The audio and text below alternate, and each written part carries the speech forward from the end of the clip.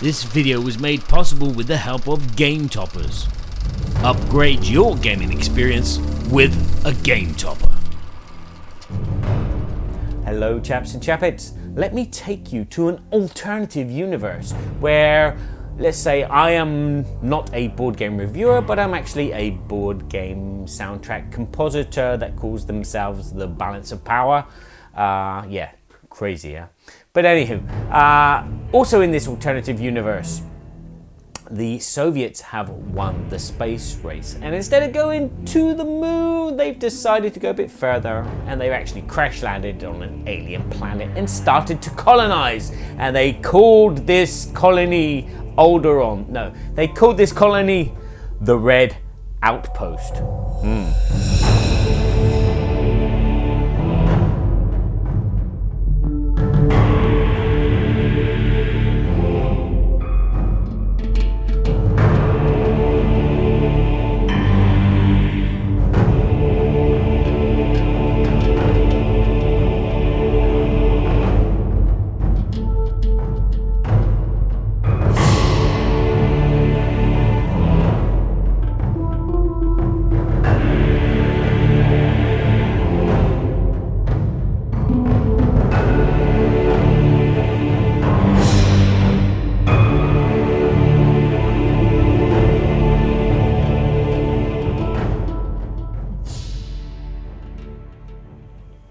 So let's start by using the disclaimers. This is a first impression video, not a review of the game, due to the fact that for a review I need to play the game several times to get a good impression of the different player counts, and again with different groups of players to kind of mitiger, that's the French word, but to mitigate the overall feeling of a game, its rules, its mechanics, its themes, etc, etc. So this is first impressions, a one-time play at the 3-player count. So the 2-player count might change the game a little bit in the sensations, as well as a 4-player count as well. So first impression of this game. The second disclaimer is this video has been paid for by Imperial Publishing, for me to actually sit down and spend hours recording and you having to put up with my dulcet tones. So there you go, disclaimer is done. Let's talk about Red Outpost. Now if you want to see a how to play video, I would suggest going and checking out Dan King's video. There's a link up on the screen right now, which will explain the rules of the game. I'm going to do kind of like an overview of the rules and also interject some of the feelings that we had while playing those rules. So let's start off by talking about the rules. The rules are very simple and streamlined. On your turn, you'll choose an unused worker, you'll move them to another location, you'll place a disc of your color on that worker that you've used. You'll then change the mood of that worker, because depending on the location that they've been placed on, their mood may go up or may go down, and then you'll perform the action which is marked on that location. It's as simple as that.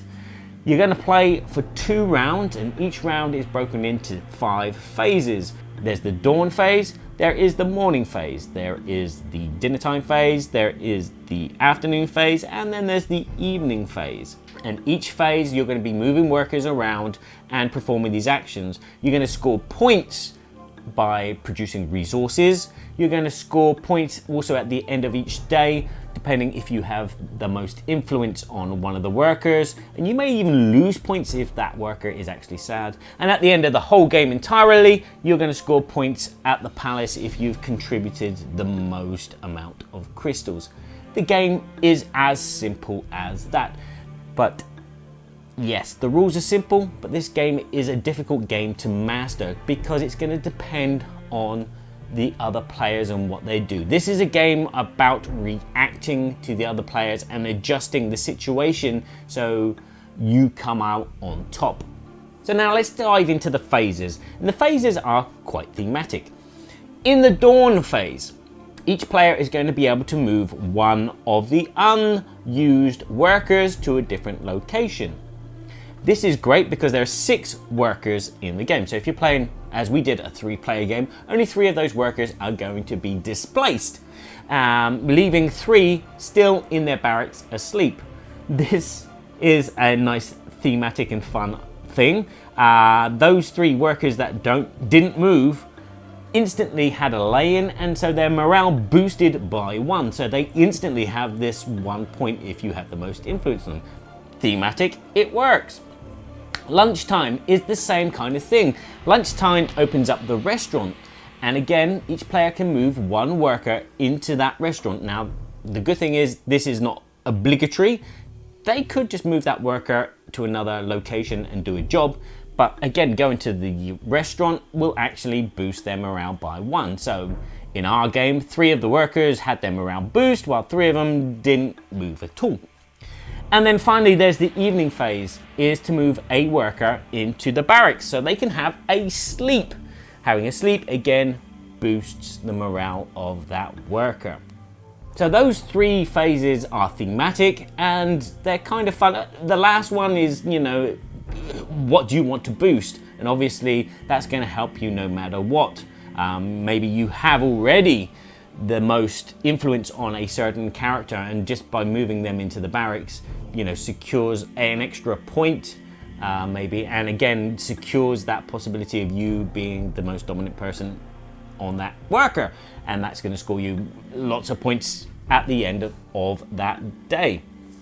Now, the other 2 phases, the morning and the afternoon phase, what's going to happen is slightly different. Is players are going to keep playing until every single worker has been displaced. Yes, interesting, huh? The other interesting thing is the workers cannot go into a space which is occupied. So if there's a worker which has already gone to that space and done a job, no one else can go in there. Or if there's a worker that's already in that space and they're ready to move, you can't go in there either. So as I was saying, all of the workers are going to get used on the morning and afternoon phase, which in our 3-player game kind of worked out pretty good because everyone got to move 2 workers. Now that's going to change with a 4-player game and a 2-player game, because of the 2-player game you get to move 3 workers, but with a 4-player game you may get the chance to move 2 workers or 1. Now don't be too disheartened, because by the time the first player marker moves round on the second day, if you didn't move 2 workers in the first day, you will move 2 workers in the second day. Actually, that's wrong. In the morning, if you move 2 workers in the morning, you'll only move 1 worker in the afternoon, and vice versa for both days. So it works out and it balances really, really well. Now, it's all sounding so simple and so kind of straightforward at the moment, but there is another little thing to take in consideration, which makes the game a little bit more replayable and a little bit more interesting, is the fact that there are these morning and night tokens. Sorry, I should say sunrise and evening tokens. These are placed out either on specific places or randomly, so that will change the way that the game is played from game to game. Basically what will happen is 3 of these tokens are sun up, and you place them red face up on 3 locations, which means that when sunup comes, nobody can go to those locations and perform those tasks, which kind of limits it down, which again is not going to be limited too much, because basically at the beginning of a day, everyone starts in the barracks, which means that there are going to be 7 possible locations that you can go to at the beginning of the game. And the evening, it becomes a little bit more interesting, because there are then less spaces to go in, because workers are going to be distributed everywhere. And again, 3 spaces are going to be closed off because they're not going to be able to be used in the evening. And that adds a little bit of mischievousness and, as I said, a little bit more replayability probably if you play it several times, because different locations, there's always like a location that you want to go to and you can't go to due to the fact that someone else has used it, or there's a worker already there so you can't go there, or because one of these tokens say that that action cannot be performed at that time of day. And that adds, you know, a little bit of problem solving and a little bit of grey matter on what you're going to do from turn to turn. So if you're into worker placement or worker displacement, this is kind of like a fun puzzle to negotiate, where you're trying to work around the other players, the other workers, and try and find the job which is going to help you get points one way or another, either by producing resources or by, you know, having influence on a character and getting them to be happy. So let's talk about the locations. Now, most of the locations will have you producing resources with a worker. Again, theme is tied in here quite nicely. For example, if you go to the coal mine with a worker, they will produce some coal, but because it's a dark and dingy place, they will lose two to sadness. Ah, what a shame, man. But if you send the miner, who is accustomed to this kind of thing, they are actually more proficient and will produce 2 resources, but never get any sadness. So their mood will not change. And that ties in with a lot of the jobs. So like the fisherman, it ties in with the farmer, and it ties in with the shepherd as well. They all have their own specific jobs which they're good at, and their morale does not get changed by doing that job. Now, as you can tell, the workers are not unique to your character. They are all shared by you. Every player shares all the workers. Also, every player shares the resources as well. Any resources that are produced will go immediately into the storehouse, and anybody can use those resources in the storehouse. And every time you produce a resource or more, you're going to adjust your production track here. You'll move your token along X amount depending on the amount of resources that you produced, and if you pass this certain space here, you get to score 2 points and collect yourself a unique resource, a crystal. Now, these crystals are used in other parts of the game. You can contribute crystals to the construction of the palace. As I said, if you can contribute the most at the end of the game, you actually score yourself some big extra bonus points. The crystals also can be used to buy resources to add them to the storeroom, or they can be used to change the mood of some of the workers. At the end of the game, for every 2 crystals you have in your reserve, you'll score 1 point. So they are kind of useful and kind of not useful at the same time. Now, as I said, all of the resources produced are shared and accumulated in the storehouse. If at any time there are 3 of the same resource in the storehouse and it was you that added the 3rd, you're going to score some extra points.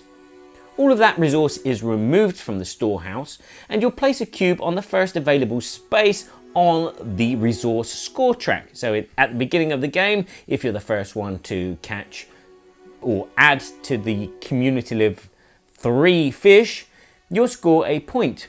So scoring points by producing the 3rd resource is not so interesting at the beginning of the game, but near the middle and the end of the game, it does become interesting because you can score a big chunking 3 points. Anything after that is going to be 1 point, which makes it a little bit less interesting, but it balances out the game a bit that way, and that way people are not always going to the same spaces and collecting the same resources, which, you know, makes sense. Now, there are some interesting spaces like the bar. All workers can go to the bar, only one at a time obviously, but they can then boost their morale, apart from the commissaire. They will instantly become very sad, which is a shame. Everyone else gets 2 morale and they lose 1 morale. And again, some of the other places do the same kind of thing. A certain character going to a certain location will either gain morale or lose morale. A couple of other interesting spaces are the administration office. If the bureaucrat goes there, they gain a crystal. If anybody else goes there, the bureaucrat gets happy. They're happy to see someone, which is really nice. And they also get to change a mood on one of the workers. Whereas if people go to the palace, they can drop off a crystal to contribute to the construction of the palace, but they will also make the commissaire happy as well, and they will gain some happiness. So maybe the commissaire doesn't get happiness from going to the pub and having a pint, but they will get happy if people go and visit the palace, which swings and roundabouts. Now, there are a couple of locations where one of my players was not happy about visiting because it seemed to take luck into the game. Now, normally with a Euro game like this, it is kind of perfect information. But if you decide to go and visit your crashed spaceship, or if you go fishing, for example, when you go to that location, you're going to be drawing a card, or maybe several cards, depending on the worker that you've used. And this kind of ties into blind luck, because some of these cards have a whopping big red X on them, which means that you've gone there, you've wasted an action to get nothing. And for this player, they kind of felt that, you know, that kind of destroyed the game in a way, because it was perfect information before and now it's just random chance. And we found ourselves then afterwards not wanting to go to those locations unless, for example, we had the fisherman, because the fisherman can draw 2 cards. The fisherman can also take the discard pile and shuffle it back into the deck of cards to draw. And so the fisherman had a good chance of catching at least 1 fish, whereas other players were, you know, tossing a coin. Another thing which people might find a little bit bothersome is the fact that another player can screw up their turn by basically going to a location and being able to change the moods of some of the workers. So yeah, you may have the most influence on a certain worker and they're going to score lots of points, or maybe they are in the middle and they're not going to score any points, but someone may come along and just go, oh, you got -1 point. And that kind of, you know, might make you sad as well, and you might lose 1 point by playing this game. But that's just something to take in consideration, that other players can screw you over, and probably will be screwing you over, because there are 2 spaces where moods can be changed. There's 3 spaces where moods can be changed. So moods will be swinging violently on the board and around the board. So as I said, the game plays over 2 days, 5 phases in each day. The game plays very smoothly and very slickly. The iconography is, you know, once you've read the rules or referenced the book a few times, it makes perfect sense. It's not rocket science. Everything is laid out and it's clean. We had no problems playing the game. As I said, it ran smoothly, it ran very quickly. We were able to play in about 40 minutes, and that was our first game, which is not too bad. For a game that plays from 30 to 60 minutes, that is pretty good. We did like above average, so to speak. Now the scores were vastly different due to the fact that we made a few little errors. There were times when we were playing, we forgot to place our little token of influence on a worker. And when we got to the scoring phase, we were like, okay, you're missing a token. Okay, what should we do? So forgetting to place an influence token on your turn can kind of like screw you up.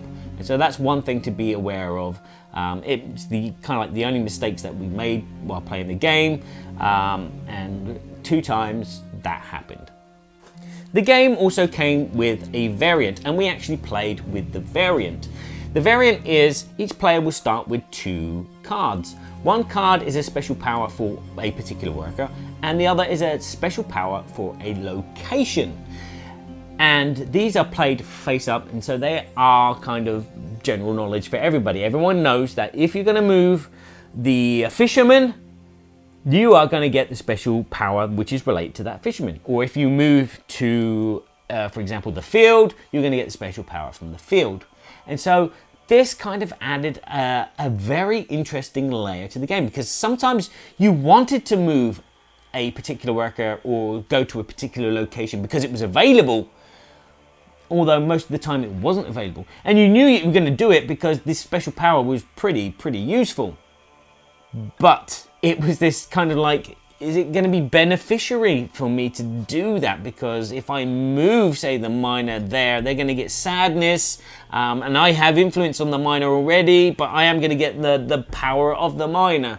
And it was, you know, it's one of those moments where you're trying to negotiate in your head the pros and the cons from just doing this one action. And again, this is a reaction game. You're playing off of what has been left on the table for you. You're picking at the scraps sometimes, which makes for some really interesting choices, even though you don't want to do anything. You've been left with nothing but bones and rice.